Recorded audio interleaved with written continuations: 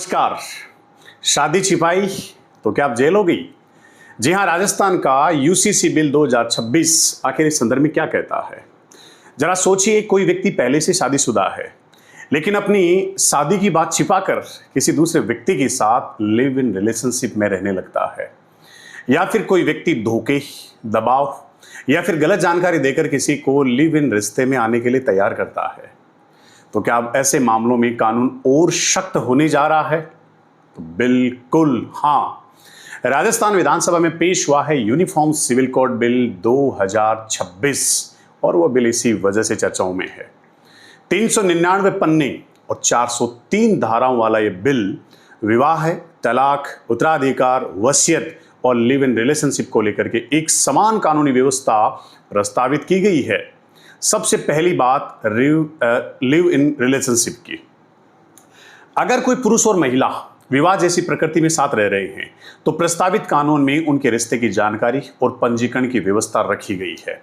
यानी live in अब सिर्फ निजी रिश्ता नहीं रहेगा, बल्कि उसके लिए एक कानूनी प्रक्रिया भी होगी।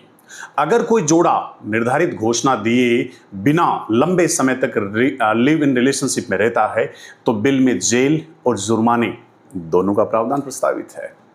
गलत जानकारी देने पर कार्रवाई भी हो सकती है, और अगर किसी व्यक्ति ने बल, दबाव या फिर धोखे से दूसरे व्यक्ति की सहमति हासिल की तो मामला और भी गंभीर हो सकता है। लेकिन इस बिल की एक और महत्वपूर्ण बात सुनिए दोस्तों, लिव इन से पैदा होने वाले बच्चों के अधिकारों को भी सुरक्षा दी गई है। ऐसे बच्चे को दंपति की वैध संतान माना जाएगा, और अगर लिव इन पार्टनर महिला को छोड़ देता है तो उसे अदालत में भरण पोषण का दावा करने का अधिकार भी दिया गया है। तो बात छोटी नहीं है। अब बात शादी की कर लेते हैं।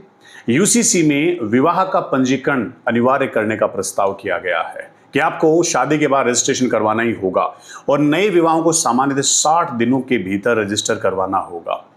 अब मान लो किसी ने पंजीकरण नहीं करवाया है तो फिर सरकार कह रही है जुर्माना भरना पड़ेगा। साथ ही अगर किसी व्यक्ति का पहले से जीवन साथी जीवित है तो दूसरा विवाह नहीं किया जा सकता।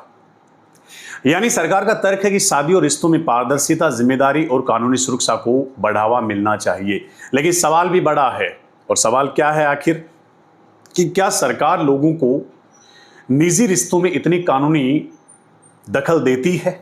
क्या वो वैलिड होगा? समर्थक कहते हैं धोखे से रिश्ते बनाने वालों पर कानून का शिकंजा जरूरी है।